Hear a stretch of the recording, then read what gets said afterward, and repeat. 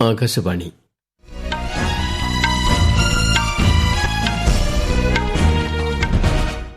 നമസ്കാരം. വാർത്തകൾ വായിക്കുന്നത് തുളസീദാസ് പരമേശ്വരൻ.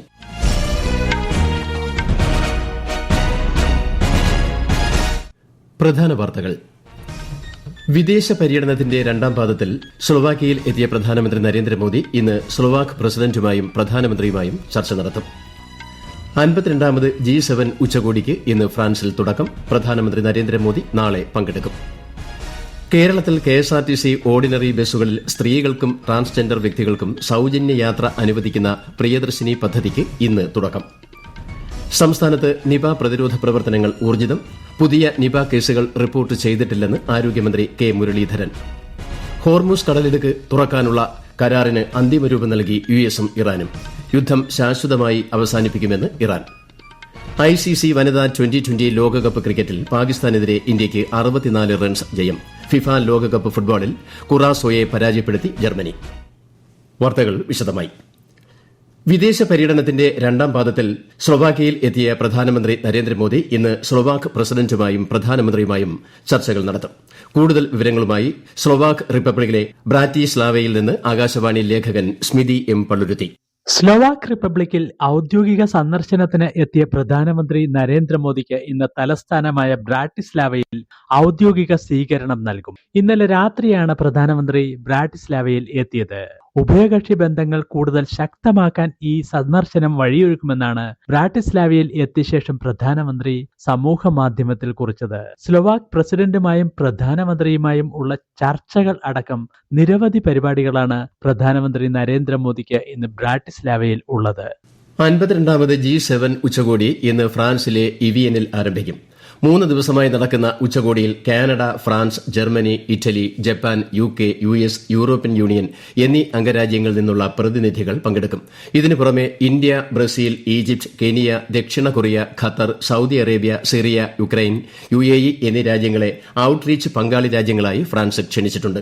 പങ്കാളി രാജ്യം എന്ന നിലയിൽ 13ാം തവണയാണ് ഇന്ത്യ G7 ഉച്ചകോടിയിൽ പങ്കെടുക്കുന്നത്.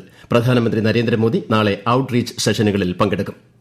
വ്യാപാര തന്ത്രപര പങ്കാളിത്തത്തിനപ്പുറം പൊതു താൽപര്യങ്ങൾ പങ്കുവച്ചുകൊണ്ടാണ് ഇന്ത്യ ഫ്രാൻസ് ബന്ധം മുന്നോട്ടു പോകുന്നതെന്ന് പ്രധാനമന്ത്രി നരേന്ദ്രമോദി ഫ്രാൻസിലെ നീസിൽ ഫ്രഞ്ച് പ്രസിഡന്റ് ഇമാനുവൽ മാക്രോയുമായി നടത്തിയ കൂടിക്കാഴ്ചയിൽ സംസാരിക്കുകയായിരുന്നു പ്രധാനമന്ത്രി. दुनिया में अलग अलग देश एक दूसरे के साथ व्यापार करते हैं.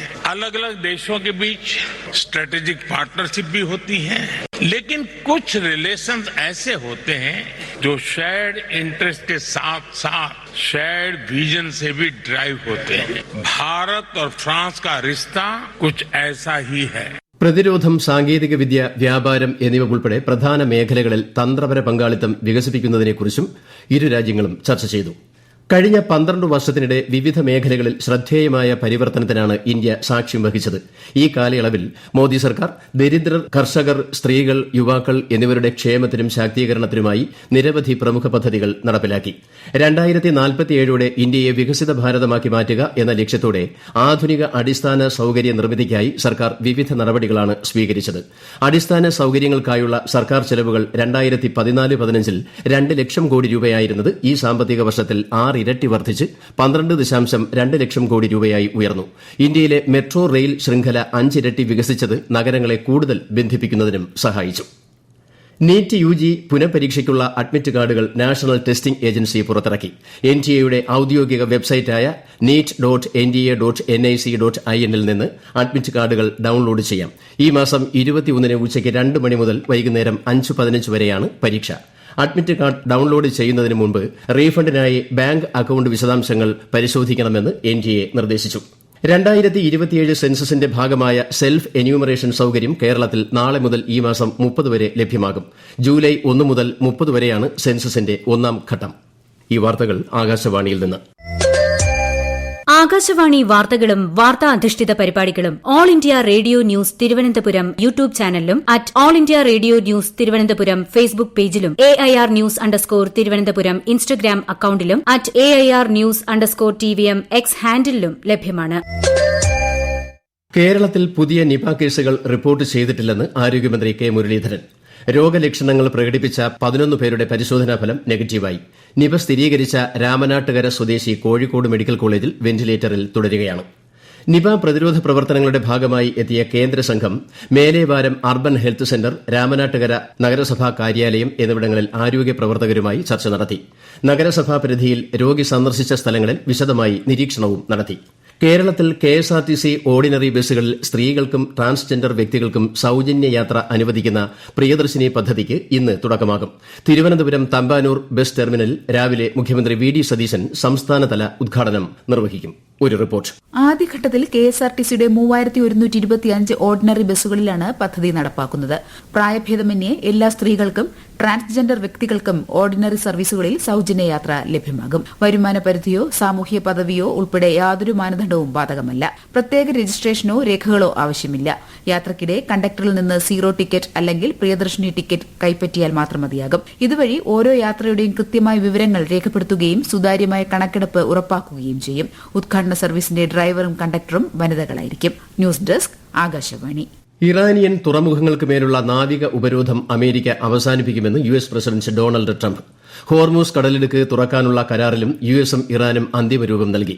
107 ദിവസത്തെ യുദ്ധം അവസാനിപ്പിക്കുവാനും ആഗോള എണ്ണ വിതരണത്തിന്റെ 1/5 ജലപാതയായ ഹോർമൂസ് കടലിടുക്കിലൂടെ കടത്തിവിടാനും കരാർ വ്യക്തമാക്കുന്നു. ഈ മാസം 19 സ്വിറ്റ്സർലൻഡിൽ കരാറിൽ ഒപ്പുവയ്ക്കും. കരാർ ഔദ്യോഗികമായി ഒപ്പുവച്ചതിനു ശേഷം വെള്ളിയാഴ്ച ഹോർമൂസ് കടലിടുക്ക് തുറക്കുമെന്ന് ട്രംപ് വ്യക്തമാക്കി. ലെബനൻ ഉൾപ്പെടെ എല്ലാ മേഖലകളിലെയും യുദ്ധവും സൈനിക നടപടികളും ഇന്ന് രാത്രി മുതൽ ശാശ്വതമായി അവസാനിപ്പിക്കുമെന്ന് ഇറാന്റെ സുപ്രീം നാഷണൽ സെക്യൂരിറ്റി കൌൺസിൽ പറഞ്ഞു. ഫിഫ ലോകകപ്പിൽ ഇന്ന് മുൻ ചാമ്പ്യന്മാരായ സ്പെയിൻ തങ്ങളുടെ ആദ്യ മത്സരത്തിന് ഇറങ്ങും.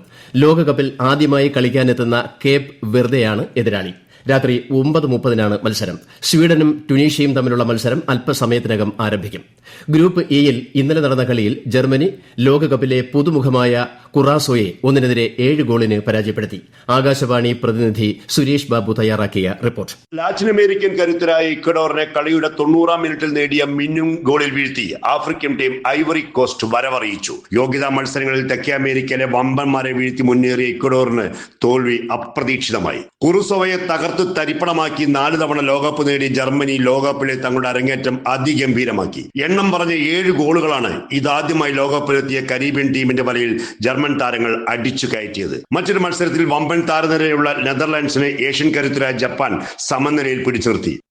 ICC വനിതാ 2020 ലോകകപ്പ് ക്രിക്കറ്റ് ഗ്രൂപ്പ് എയിൽ പാകിസ്ഥാനെ പരാജയപ്പെടുത്തി ഇന്ത്യ. ഇന്നലെ ബെർമിംഗ്ഹാമിൽ നടന്ന മത്സരത്തിൽ 64 റൺസിനാണ് പാകിസ്ഥാൻ പരാജയപ്പെട്ടത്. ഇന്ത്യയുടെ 171 റൺസ് വിജയലക്ഷ്യം പിന്തുടർന്ന പാകിസ്ഥാൻ 17 ഓവറിൽ 106 റൺസിന് എല്ലാവരും പുറത്തായി. 44 പന്തിൽ 68 റൺസ് നേടിയ സ്മൃതി മന്ദാനയാണ് ടോപ്പ് സ്കോറർ. ഇന്നലെ നടന്ന മറ്റൊരു മത്സരത്തിൽ നെതർലാൻഡ്സിനെതിരെ ബംഗ്ലാദേശ് 6 വിക്കറ്റ് വിജയം നേടി. ഷിഗല്ല പ്രതിരോധ പ്രവർത്തനങ്ങൾ കർശനമാക്കിയതായി ആരോഗ്യമന്ത്രി കെ മുരളീധരൻ. സംസ്ഥാനത്ത് ഇതുവരെ 135 ഷിഗല്ല കേസുകളും 3 മരണവും റിപ്പോർട്ട് ചെയ്തിട്ടുണ്ട്. പ്രതിരോധ പ്രവർത്തനങ്ങളുടെ ഭാഗമായി സ്റ്റോപ്പ് ഡയറിയ ക്യാമ്പയിൻ നടത്തുന്നതായും മരുന്നുകളുടെ ലഭ്യത ഉറപ്പുവരുത്തിയതായും അദ്ദേഹം പറഞ്ഞു. സ്കൂളുകളിലെ കിണറുകളിൽ പരിശോധന നടത്തുന്നതിനും ഭക്ഷ്യസുരക്ഷാ വകുപ്പിന്റെ നേതൃത്വത്തിൽ ഹോട്ടലുകളിൽ പ്രത്യേക പരിശോധനയ്ക്കും മന്ത്രി നിർദ്ദേശം നൽകി. കേരളത്തിൽ ഒറ്റപ്പെട്ട ഇടങ്ങളിൽ ഇടിമിന്നലോട് കൂടിയ മഴയ്ക്കും ശക്തമായ കാറ്റിനും സാധ്യതയെന്ന് കേന്ദ്ര കാലാവസ്ഥാ വകുപ്പ്. മണിക്കൂറിൽ 40 കിലോമീറ്റർ വരെ വേഗത്തിൽ ശക്തമായ കാറ്റിനും സാധ്യതയുള്ളതിനാൽ ജാഗ്രത പാലിക്കണമെന്നും മുന്നറിയിപ്പുണ്ട്. വയോജനങ്ങൾക്കെതിരായ അതിക്രമങ്ങൾ തടയാൻ ഇന്ന് ലോക വയോജന അതിക്രമ വിരുദ്ധ ദിനം. സംസ്ഥാനതല ബോധവൽക്കരണ ദിനാചരണ പരിപാടി മുഖ്യമന്ത്രി വി.ഡി. സതീശൻ തിരുവനന്തപുരത്ത് ഉദ്ഘാടനം ചെയ്യും. ഇന്ത്യൻ പതാകവാഹക കപ്പലായ വിരാട് 1 ഒമാൻ തീരത്ത് എഞ്ചിൻ തകരാർ സംഭവിച്ചതായി ഇന്ത്യൻ എംബസി അറിയിച്ചു. 14 ഇന്ത്യക്കാരാണ് കപ്പലിൽ ഉള്ളത്. 11 ജീവനക്കാരെ സുരക്ഷിതമായി മാറ്റിയതായി എംബസി അറിയിച്ചു. രക്ഷാപ്രവർത്തനം പുരോഗമിക്കുകയാണ്. പ്രധാന വാർത്തകൾ വീണ്ടും. വിദേശ പര്യടനത്തിന്റെ 2ാം പാദത്തിൽ സ്ലൊവാക്യയിൽ എത്തിയ പ്രധാനമന്ത്രി നരേന്ദ്രമോദി ഇന്ന് സ്ലൊവാക്ക് പ്രസിഡന്റുമായും പ്രധാനമന്ത്രിയുമായും ചർച്ച നടത്തും. 52ാമത് G7 ഉച്ചകോടിക്ക് ഇന്ന് ഫ്രാൻസിൽ തുടക്കം. പ്രധാനമന്ത്രി നരേന്ദ്രമോദി നാളെ പങ്കെടുക്കും. കേരളത്തിൽ കെഎസ്ആർടിസി ഓർഡിനറി ബസ്സുകളിൽ സ്ത്രീകൾക്കും ട്രാൻസ്ജെൻഡർ വ്യക്തികൾക്കും സൌജന്യ യാത്ര അനുവദിക്കുന്ന പ്രിയദർശിനി പദ്ധതിക്ക് ഇന്ന് തുടക്കം. സംസ്ഥാനത്ത് നിപ പ്രതിരോധ പ്രവർത്തനങ്ങൾ ഊർജിതം. പുതിയ നിപ കേസുകൾ റിപ്പോർട്ട് ചെയ്തിട്ടില്ലെന്ന് ആരോഗ്യമന്ത്രി കെ മുരളീധരൻ. ഹോർമൂസ് കടലിടുക്ക് തുറക്കുവാനുള്ള കരാറിന് അന്തിമ രൂപം നൽകി യുഎസും ഇറാനും. യുദ്ധം ശാശ്വതമായി അവസാനിപ്പിക്കുമെന്ന് ഇറാൻ. ICC വനിതാ 2020 ലോകകപ്പ് ക്രിക്കറ്റിൽ പാകിസ്ഥാനെതിരെ ഇന്ത്യയ്ക്ക് 64 റൺസ് ജയം. ഫിഫ ലോകകപ്പ് ഫുട്ബോളിൽ കുറോസോയെ പരാജയപ്പെടുത്തി ജർമ്മനി. വാർത്തകൾ കഴിഞ്ഞു. അടുത്ത വാർത്താ പ്രക്ഷേപണം ഉച്ചയ്ക്ക് 12:30.